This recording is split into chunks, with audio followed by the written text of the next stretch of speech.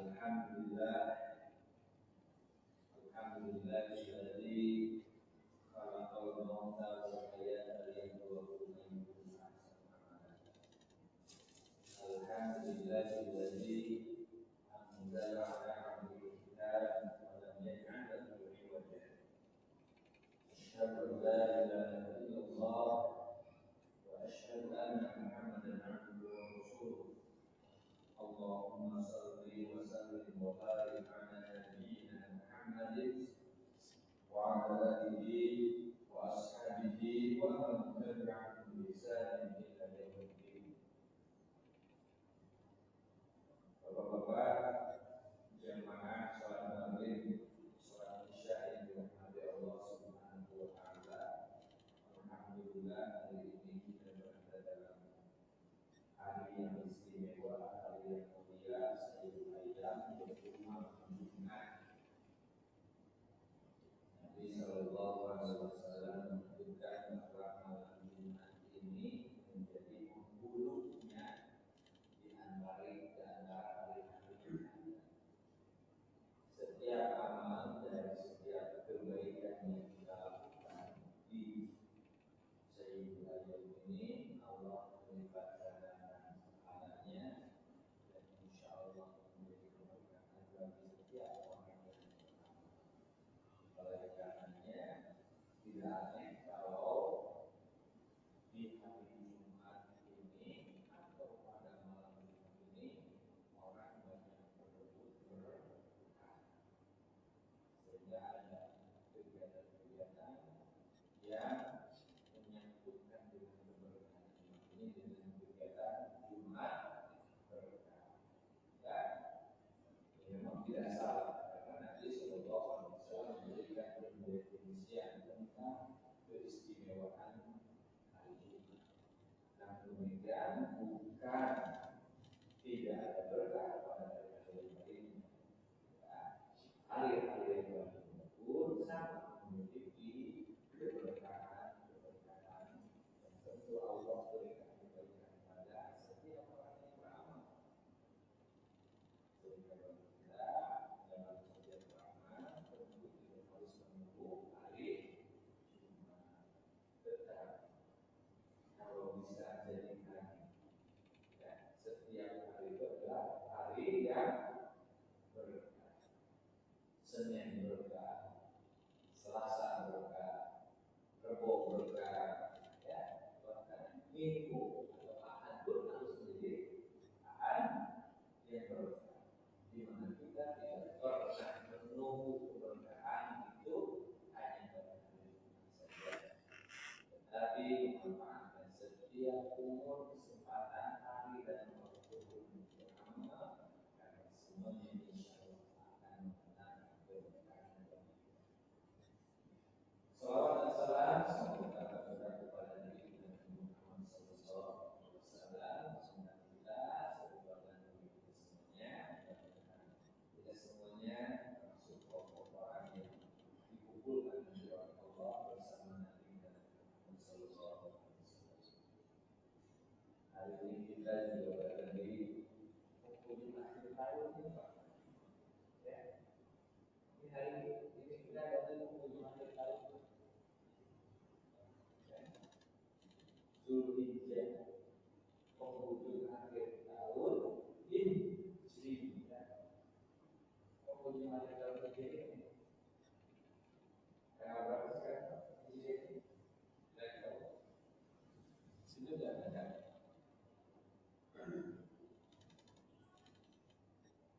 Sekarang itu tanggal 27 Zulhijjah 27,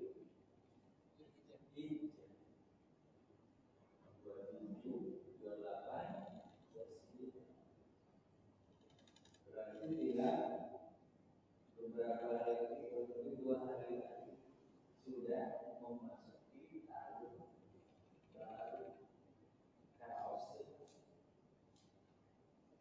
Terusnya kalau menyambut lebih kan tahun baru berarti dari acara piknik.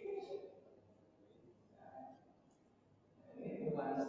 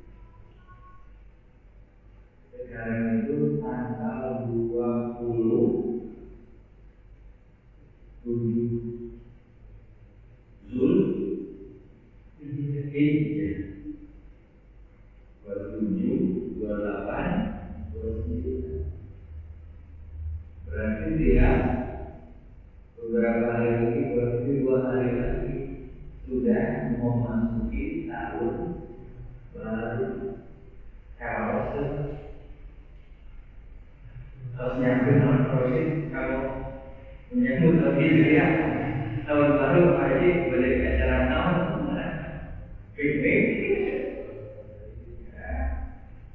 Ini nuansa ini harus dihidupkan oleh kita ya, harus dihidupkan.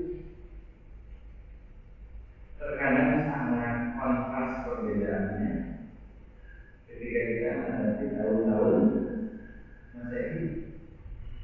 Ya, tahun Masehi minggu bulan sebelumnya sudah agenda dulu persiapan kegiatan-kegiatan itu.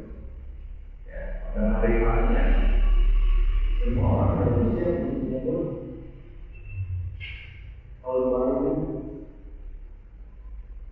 keluar rumah dengan rasa menyemarakan jalan-jalan di monumen Hollywood. Asal jangan lupa kemudian persiapan untuk menyambut tahun baru Masehi. Padahal bapak-bapak kalau melihat dalam sisi sejarah, ya, nilai historis bahkan ideologis dan teologis, ya, ideologis teologis itu berarti tentang pemikiran tentang Tuhan pada perayaan menyambut tahun baru itu, ya, sangat bernilai ideologis dan teologis. Kenapa di dalam Islam syariat untuk memakmurkan, menunjukkan tahun baru Hijriah itu, ya, Allah katakan di dalam Al-Quran surat Al-Quran itu mengingatkan kepada kita bahwa Islam itu punya pengenalan sendiri yang kita semua harus tahu. Kenapa? Karena itu menyangkut tentang teologi ketuhanan.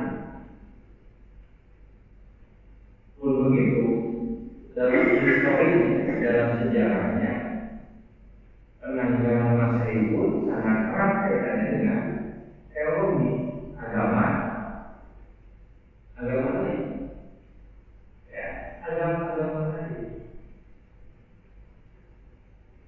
Dan jelas sangat beda penghitungannya antara penghitungan kalender Islam dan kalender Masehi, sangat berbeda. Nah, tentu kita sebagai seorang Muslim punya tanggung jawab mengenalkan penanggalan Hijriah ini kepada masyarakat Muslim. Ya, punya tanggung jawab. Paling tidak,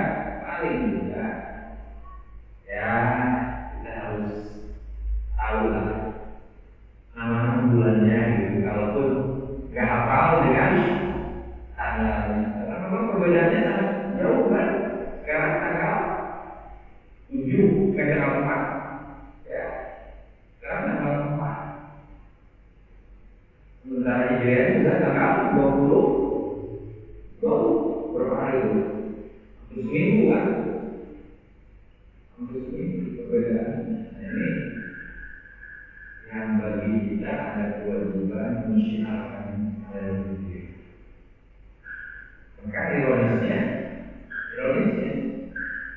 udah memang di antara kaum muslimin jarang mengenal kalender Hijriah, kalendernya pun gak punya dan gak ada gitu, gak ada, bukan gak ada, susah untuk mendapatkannya.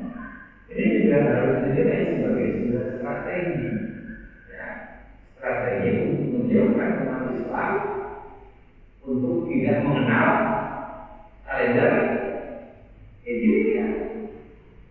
Sekalipun ada,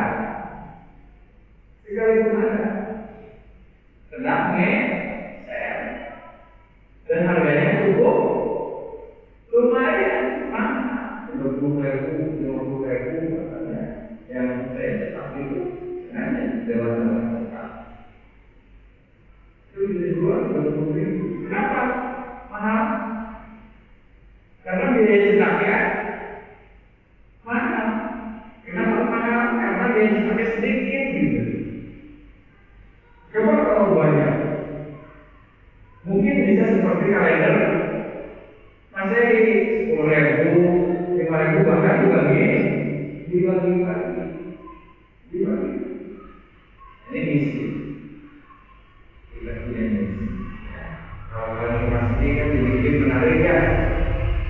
tiap kali. Kalau tempat saya itu bikin menarik ya Pak ya. Abdi itu pakai baju kayak menarik. Tempel, ada ya. Tentunya kita juga bikin menarik dengan mengedukasi, ya, dengan mengedukasi dari jalan, kadang-kadang animasi untuk anak, tergantung edisi umum. Ya. Ini mudah-mudahan menjadi pengingat bagi kita. Kurang lebih 2 atau 3 hari lagi mungkin kita memasuki tahun baru ya. Ya, barangkali nanti diusulkan Pak Sekretaris. Itu sekretaris ya. Pak bendahara, ya pas bendahara yang punya uang.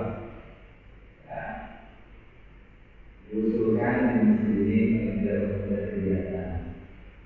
Nah, kegiatan untuk mengingatkan tentang nasional saja. Mungkin bisa dengan kajian lagi supaya masyarakat tahu ya hari ini kita sudah masuk di tahun baru Islam. Ya, itu ada untuk mengingatkan bahwa Islam itu ada dengan kekayaan sangat menambah. Mudah-mudahan kita dipanjangkan umurnya.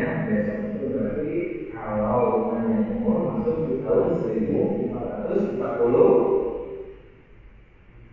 berapa? Berapa baik kok?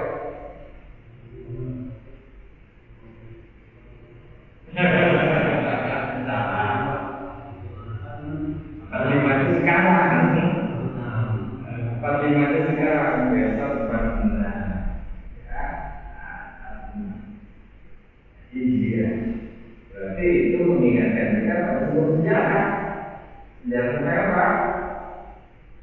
Hijrahnya Nabi, namanya Hijriah. Perhitungannya adalah ketika Nabi hijrah. Ini disebut Hijriah. Ya, sejarahnya panjang. Makanya berbicara tentang Hijriah itu berbicara tentang keimanan, tentang ideologi dan teologi. Semakin kita memahami makna hijrah, kan semakin kuat Islam. Ya Allah, nanti kita bahas. Mudah-mudahan nanti pengurus DKM berhubung untuk mengadakan kegiatan tabligh gitu ya, hijriah mengenai kepada masyarakat kita khususnya. Sekarang kita akan membahas satu permasalahan dalam keseharian kita, sebagaimana request ya Bapak yang dulu meminta pembahasan dalam keseharian, dalam fatwa dan dalam maksud. Nah, saya membawa kitab Fikih Muyasar ya, ini berkaitan dengan kaidah-kaidah tentang tata cara ya. Fikih itu hukum-hukum yang berkaitan dengan keseharian kita dalam melaksanakan ibadah. Ya, ditulis oleh Shalih bin Abdul Aziz bin Muhammad Al-Syekh. Ya, ini akan banyak berbicara tentang fikih hukum dalam ya, ibadah kita. Mulai dari di dalam kitab ini ada sekitar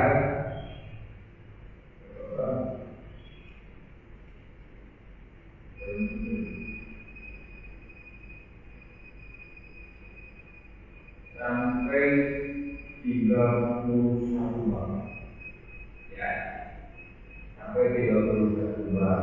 Mulai dari, nah ini sangat terperinci nih.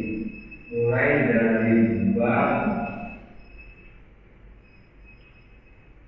ini, bab awal akan tahap walmiyah ya, diawali dari bab pertama itu tentang tahap dan bab tentang air sampai bab terakhirnya ini adalah bab tentang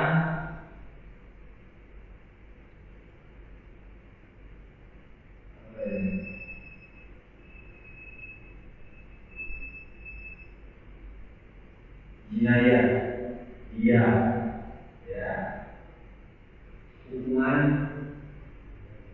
bagi apa? Nah, dia itu hukuman bagi orang membunuh, ya.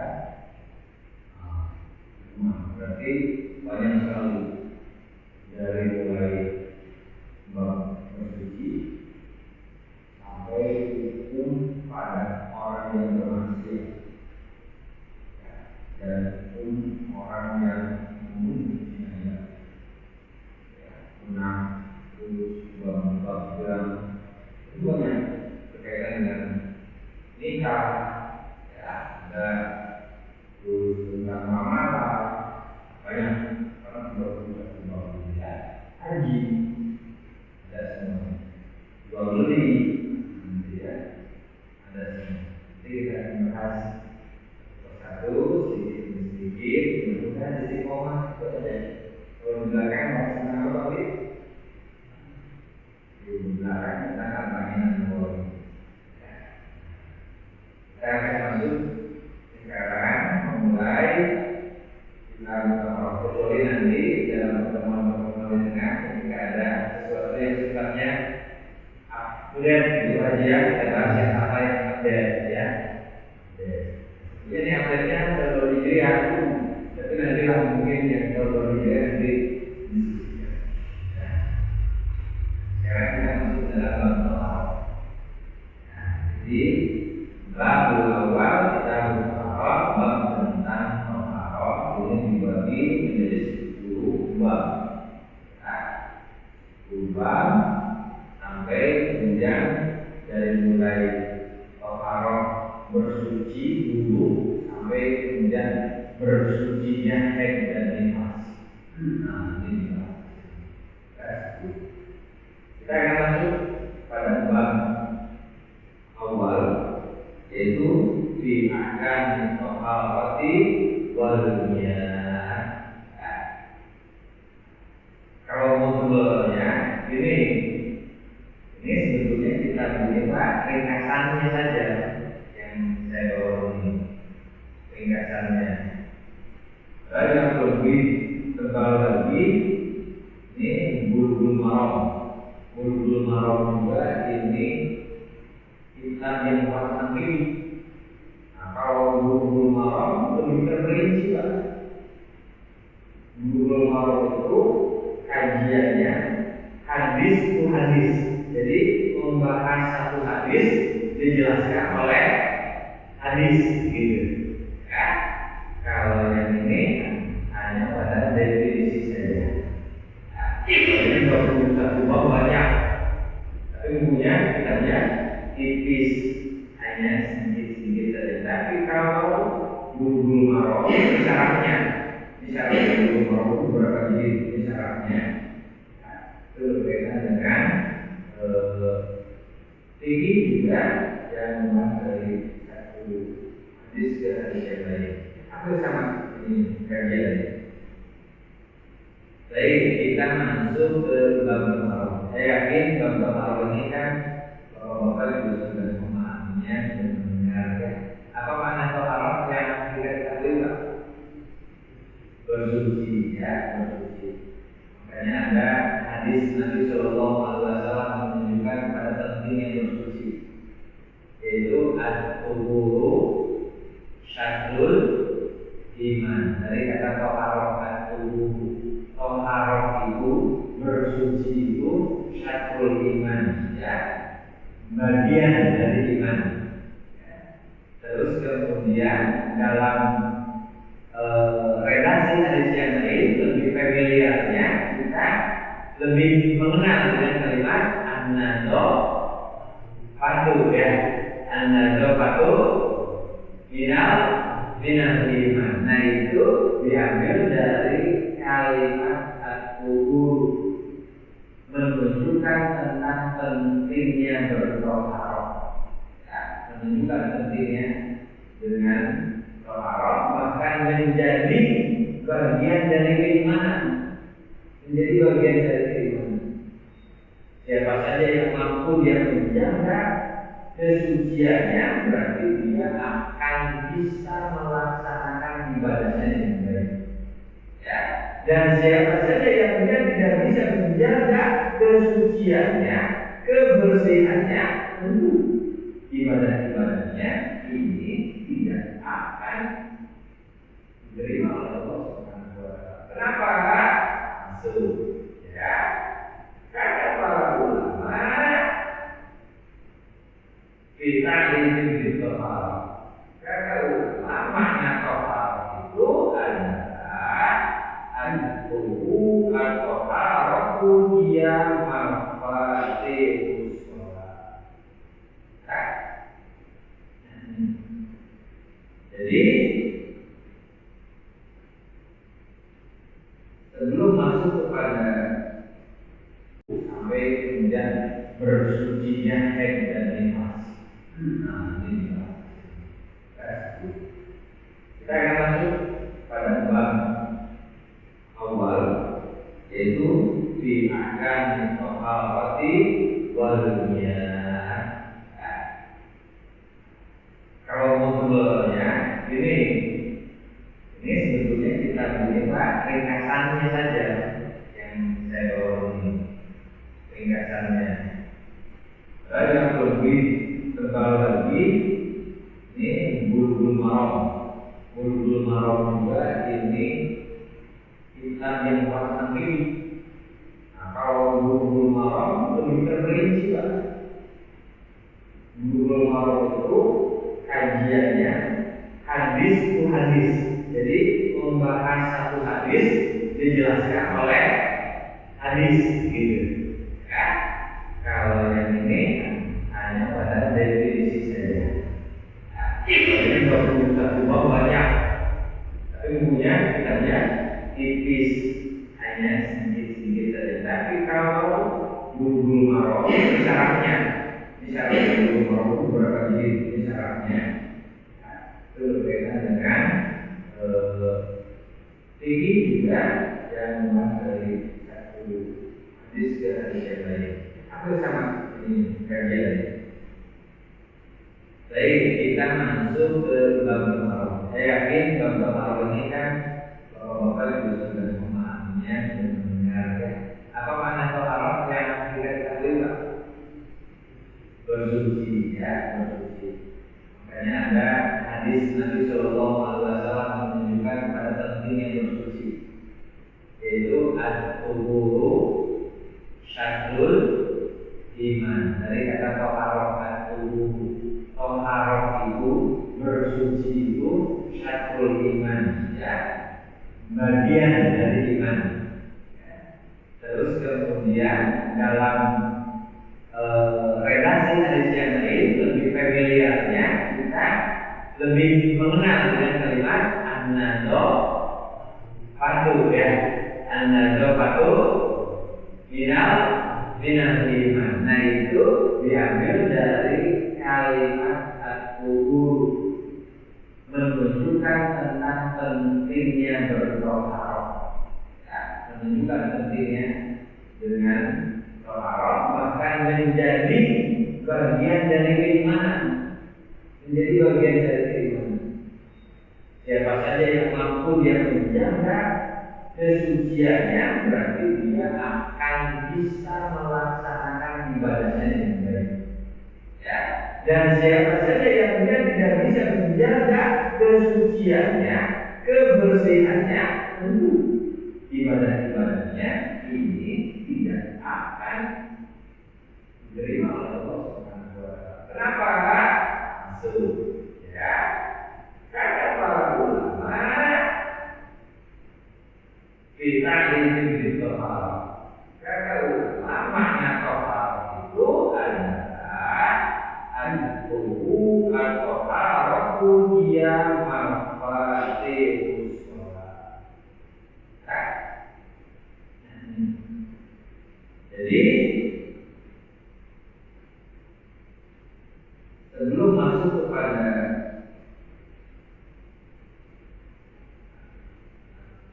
ahamiyah tohar. Tohar ini mempunyai ahamiyah. Ahamiyah itu fasilah, ya, urgensi itu pentingnya, ya, pentingnya tohar itu adalah dia mafatil sholat, pembuka, ya, pembuka sholat. Artinya pembuka sholat itu jalan menuju sholat, ya, wa ada syuruh, dan dia menjadi syaratnya. Wa syuruh la budda an yataqaddama 'ala al-masyru'. Dan tentu syarat ini menjadi lebih penting daripada yang dipersyaratkan. Paham? Jadi syarat ini menjadi sangat penting untuk dilakukan terlebih dahulu, dipenuhi terlebih dahulu sebelum melaksanakan yang dipersyaratkan. Apa yang dipersyaratkan? Sholat misalnya. Ya. Jadi toharoh itu adalah pembuka bagi kita untuk beribadah. Salah satu di antaranya disebutkan as-sholat. Syarat sholat itu adalah bersuci. Maka menjadi sangat penting untuk diperhatikan menjaga kebersihan, menjaga kesucian sebelum kita melaksanakan salat. Ini. Wa taharatu 'ala ismaini. Taharah itu dibagi menjadi dua. Nah, Pak. Taharah itu, kebersihan itu dibagi menjadi dua. Yang pertama, ya, taharah ma'nawiyah wa taharatu qalbi. Ya, secara ma'nawi, ya, taharah itu artinya adalah menjaga kesucian hati. Ini taharah itu, menjaga kebersihan hati. Wahia taharatul qalbi, dia menjaga kesucian hati, menjaga kebersihan hati, minasyirki, dari kesyirikan, wal ma'asi, dan dari bentuk-bentuk kemaksiatan. Nah, ya. Jadi yang disebut bersuci itu, yang harus bersih itu, yang harus diprioritaskan pertama berdasarkan definisi pertama ini adalah taharah kita, kebersihan kita ini adalah kebersihan hati, ya, dan kebersihan dari perbuatan-perbuatan syirik serta kemaksiatan. Ini harus bersih, harus clear. Ini yang menjadikan syarat seseorang akan sah syahadatnya. Seseorang syahadatnya akan baik bila hatinya bersih. Bersih dari apa? Bersih dari kesyirikan. Ya, bersih dari hati yang buruk sangka kepada Allah. Makanya syarat syahadat itu salah satu di antaranya adalah ikhlas. Ya, tidak ada paksaan. Ya, gak boleh misalnya saya memaksa orang yang belum beriman dipaksa dulu syahadat. Gak boleh. Ya. Makanya di dalam Al-Quran surat Al-Imran disebutkan, ya, la ikraha, ini tidak ada paksaan dalam agama. Gak boleh orang yang belum mengenal Islam, dia belum beragama Islam, dipaksa-paksa kudu Islam, kudu syahadat. Gak boleh. Tapi ini harus dipahami Pak. Dalam Islam tidak ada paksaan, tapi ketika sudah berislam, kudu dipaksa. Kudu dipaksa apa? Mengamalkan Islamnya. Kudu istiqomah. Ya, untuk masuk Islamnya tidak boleh dipaksa. Tetapi ketika seseorang sudah berislam, kudu dipaksa mengamalkan ajaran Islam. Yang boleh berislam hanya sekedar identitas saja. Ya. Sehingga syarat masuk Islam agar bisa melaksanakan amal-amal yang tadi supaya tidak terpaksa itu maksudnya harus dengan ikhlas, harus dengan kesadaran diri. Ya. Itu beda kan kalau dipaksa pasti beramal juga nggak bakal benar. Ya, nih, jadi makna toharoh itu adalah menjaga kebersihan hati, ya, menjaga perbuatan-perbuatan dari bentuk syirik kepada Allah dan maksiat. Ini harus bersih. Ya. Yang kedua, belum yang kedua. Sehingga kemudian Allah Subhanahu wa Ta'ala katakan dalam hal taharah kebersihan hati dan kesyirikan itu, Allah mengatakan dalam surat At-Taubah ayat 28 ini, innamal musyrikuna najasun. Nah, ini masuk. Kita sering mengenal bahwa taharah itu untuk membersihkan dari apa? Dari najis. Karena najis adalah salah satu hal yang menghalangi ya, kita untuk beribadah.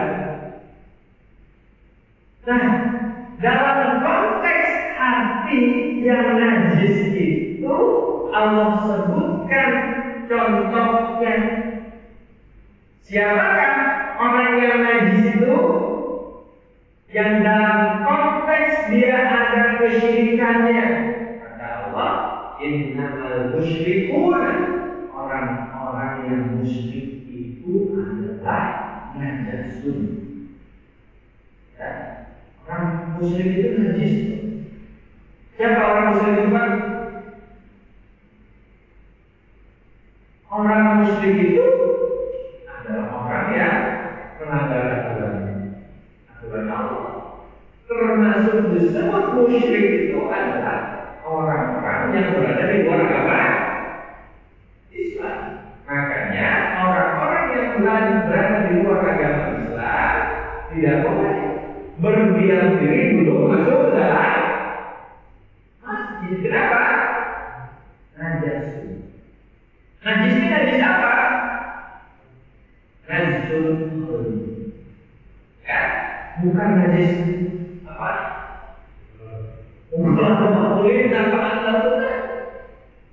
Ya, tapi yang dimaksud najis kenapa seorang muslim dilarang berduduk berdiam diri di masjid? Pak Mekah Al-Mukarramah disebut Masjidil Haram itu haram bagi seorang yang najis. Siapa yang najis yang disebutkan di situ? Al-musyrikun, al-kafirun. Najisnya najis apa? Najis qalbi. Karena bukan najis tentang atas. Faktanya orang yang haji atau umroh ya, di halaman perempuan masih boleh bisa masuk ke area masjid, tapi nggak boleh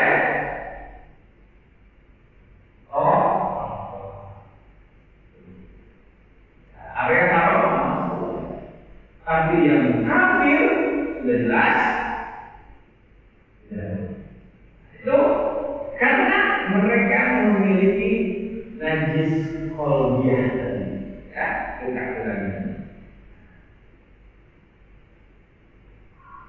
Yang kedua, najis hissiyah. Nah, ini najis apa? Kolbiah, terus wal ma'asi. Yang kedua itu adalah najis bukan najis, taharah hissiyah, yaitu bersuci dari sesuatu. Wasaya ditufadil qawlihi hafi al-fattaliyah. Jadi hissiyah itu bertaharah dari sesuatu yang menempel di badan, dari sifat-sifat yang najis. Nah, ini baru. Ya. Ini terbagi juga menjadi beberapa bagian. Najis atau taharah hissiyah. Ya, taharah hissiyah ini secara bahasa adalah an-nadhafatu. Nah, ini makanya ada tadi hadis an-nadhafatu. Nah, lima kalimatnya dari al-Qur'an. Ya. Jadi at-taharah maknanya adalah an-nadhafatu. Ya. Wal istilah rafa'al hadath wa jawal khalas. Mengangkat hadas. Hadas itu apa? Apa? Kotoran. Kotoran apa? Nah, hadas itu adalah sifat yang menempel pada tubuh seseorang yang menyebabkan menghalangi seseorang untuk beribadah. Jadi hadas itu bentuknya sifat kotor tadi, sifat najis tadi yang menghalangi. Karena kan tidak semua hadas itu bentuknya harus benda. Ya, contoh kentut, hadas bukan, sedang berhadas. Tidak tinggalin di rumah gitu, tapi batal gitu, kan? Makanya hadas itu adalah sifat yang menjadikan seseorang itu atau menyebabkan seseorang itu kotor atau najis yang menempel pada diri. Pada dirinya itu berarti pada badannya dan sesuatu yang menempel pada badannya. Apa berarti? Pakaian, ya, pada badannya bisa jadi kotor, kulitnya badannya, dan yang menempel pada badannya apa? Baju, kain, celana dan sebagainya. Ya. Jadi yang disebut dengan at-taharah itu rafa'atan, mengangkat hadas, menghilangkan hadas, wal khabath. Ya, khabath itu kotoran. Ya, wal khaba'ith. Ya. Jadi kotoran dari anggota tubuh kita. Ya, kalau ada selisihan. Kalau khaba'ith, ya, khaba'ith ini adalah kotoran yang keluar dari tubuh kita, yang menempel pada tubuh kita. Bisa jadi itu adalah kotoran dalam bentuk cairan atau dalam bentuk benda padat, ya, BAB dan lain sebagainya. Nih, jadi pentingnya kita bertoharoh itu adalah untuk menghilangkan najis dan kotoran tadi. Kemudian selanjutnya, ya,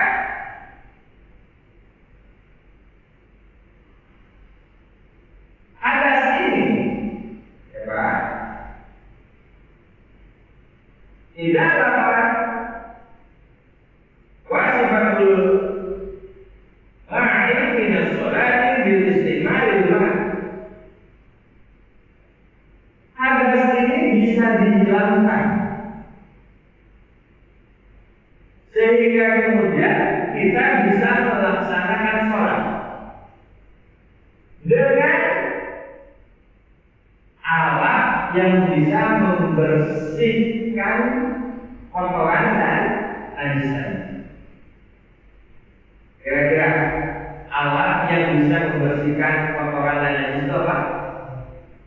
Air. Bilma dengan air. Ya. Dijamil badan yang menempel di badan. Ya. Selain air apa? Untuk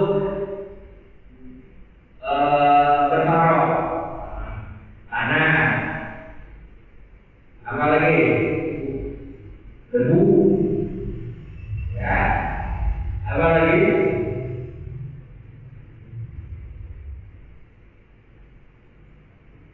Batu, daun, tisu, atau kertas, kain, ya. Yang tidak boleh dijadikan untuk bertauhar itu adalah apa yang tidak boleh? Tulang. Ya. Pilih bapak mau camping di mana kemudian tangkal selaya, daun selaya, batu, esek, kan? Padang pasir gitu kan? Bapak punten insang gitu ya. Jadi cemokan gitu.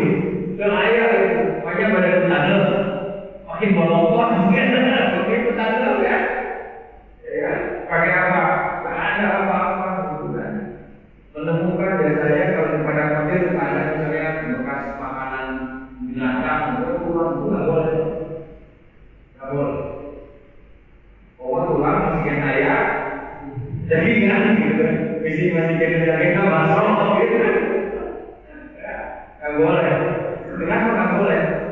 Karena tulang itu tempat berkumpulnya jin, makanan jin. Sehingga alternatif yang lainnya selain air tadi boleh. Kalau untuk halal misalnya daun, tisu, kertas dan lain sebagainya, kecuali tulang. Ya. Ingkar hadis yang jika kemudian terkena hadas akbar,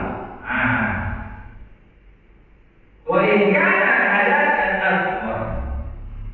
Berarti di sini ada dua hadas, ya.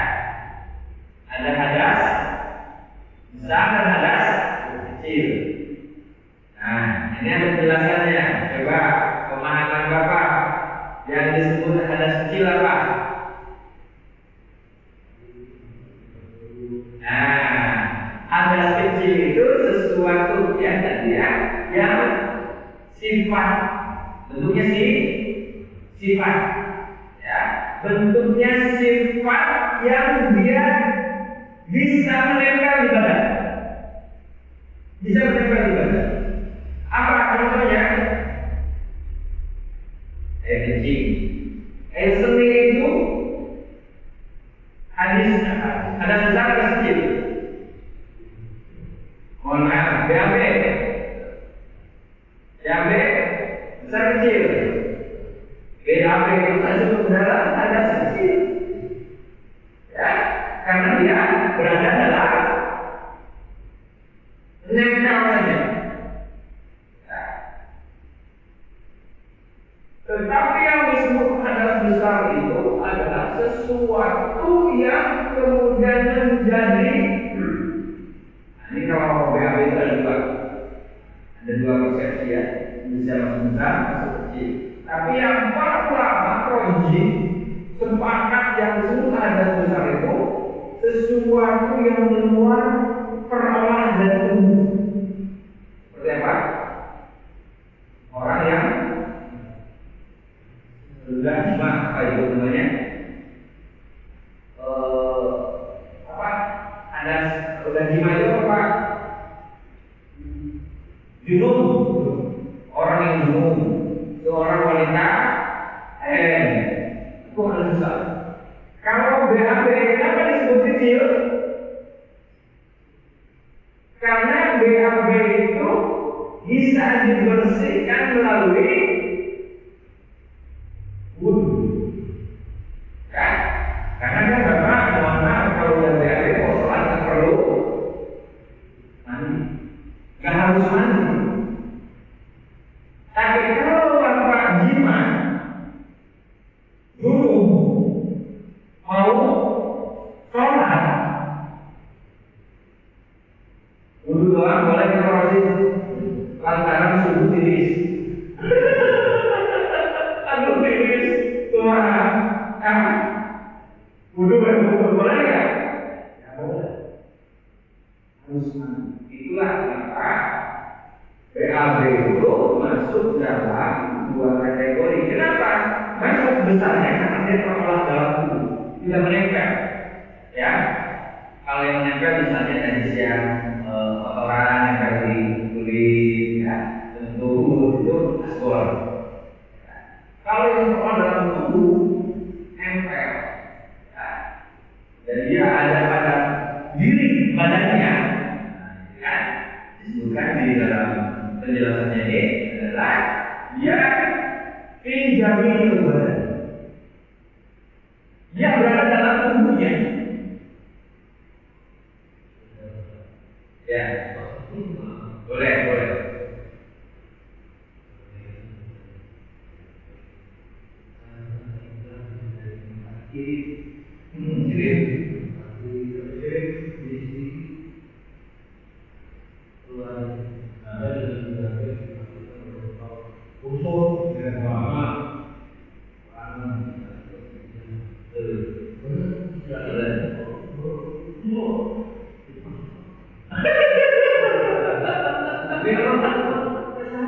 Iya betul. Ya. Tadi disebut hadas itu, tadi ya, disebut hadas itu karena adanya sifat yang menghalangi dua lubang. Ya, satu dari lubang kemaluan dan dari lubang buburnya. Menghalangi. Kenapa dia bisa menghalangi? Karena kalau kemudian ada yang menghalangi, air kencing menjadi najis, nempel di kelaminnya, akhirnya nempel ke airnya.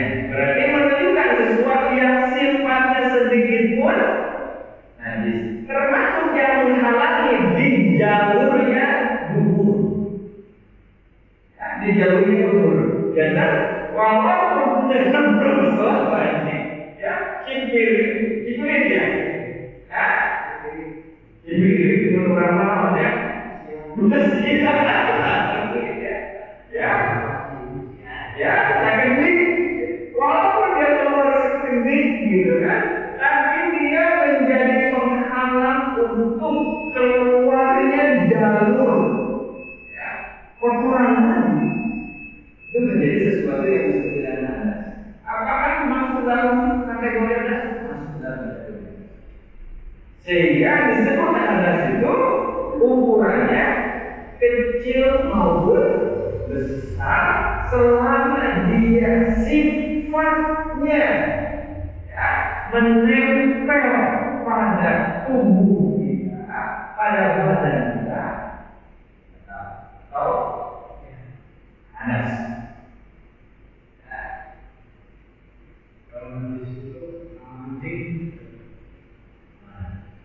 Najis anjing nanti masuk dalam pembahasan yang lain, tapi bisa kita jawab sementara. Najis anjing itu karena disebutkan bahwa anjing itu salah satu di antara binatang yang diharamkan oleh Allah karena memiliki sifat najisnya. Karena memiliki sifat najisnya itulah ketika menempel pada anggota badan atau bejana-bejana lain yang dijadikan alat untuk konsumsi konsumsi kita masuk ke tubuh atau badan kita menjadi haram. Ya, bahkan disebutkan sebagai najis mutalaqqah. Apa mutalaqqah? Besar. Ya, yang tidak cukup dibersihkan dengan air saja. Nah, itu nanti ada kategorisasi najis. Kategorisasi najis. Ya kan tadi disebut akbar atau asbor itu karena cara membersihkannya. Disebut kecil, nah ini Bapak harus terbayangkan. Disebut kecil karena dia bisa dibersihkan melalui wudhu. Disebut besar karena dia tidak cukup dengan wudhu. Dia harus mandi. Ya, gimana seorang wanita yang sudah haid nifas itu nggak bisa sholat sebelum dia bersuci mandi junub bahkan. Ya kan, itu kan ada istilah mandi junub kan? Mandi junubnya mandi besar. Sebesar apa kan? Mandi harus mandi besar gitu kan? Emang biasanya mandi besar rasa gitu. Nah, harus kita ketahui bagaimana mandi besar. Beda mandi besar itu atau mandi junub itu beda dengan mandi biasa. Sudah tahu bagaimana mandi junub? Nah, ini jangan sampai mandinya tidak tahu junubnya berkali-kali. Bahaya ini, ya. Jadi yang membedakan antara mandi biasa dengan mandi junub itu ada pada tiga hal. Yang pertama niat, ya, pertamanya.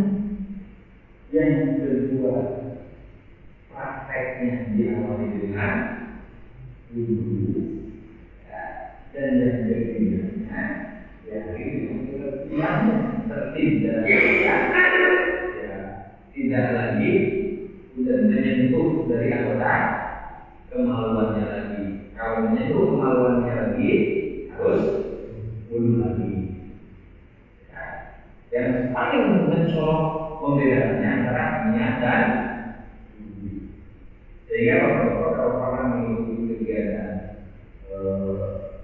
memandikan jenazah, ya, itu memandikan jenazah itu hampir mirip dengan mandi dulu. Memandikan jenazah kan diawali dengan mewudhukan dulu. Ya, memandikan jenazah itu mewudhukan dulu anggota wudhunya, baru mandi, disiram. Nah, yang selanjutnya sudah wudhu, cara beda. Kalau mandi biasa kan bapak buat wudhu bebas ya. Nah, kalau sudah mandi junub dari niat, kemudian dari wudhu, baru ada anggota tubuh kita yang harus diamankan, yaitu anggota bagian kanan dan kiri. Jadi banyakkan masyarakat kita itu mandi junub itu disebutnya mandi besar. Mandi besar itu identik dengan sampoan. Ya, identik dengan sampoan, padahal disampo bukan disampo juga, ya, bukan kriteria sampo. Berapa orang kalau mau sedikit mandi junub, cirinya dulu basah sampoan.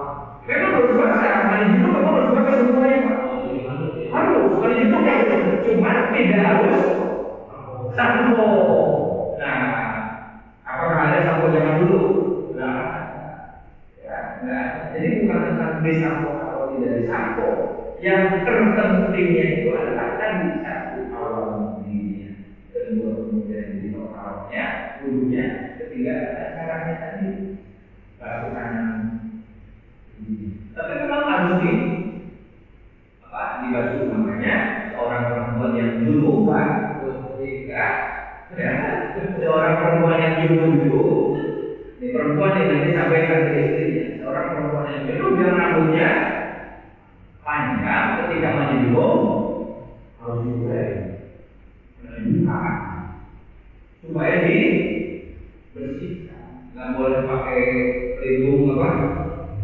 rambut itu juga ada biasa basah kan sekarang banyak mau mandi tapi nggak mau rambut basah. Nah, mandi di rumah semuanya harus basah.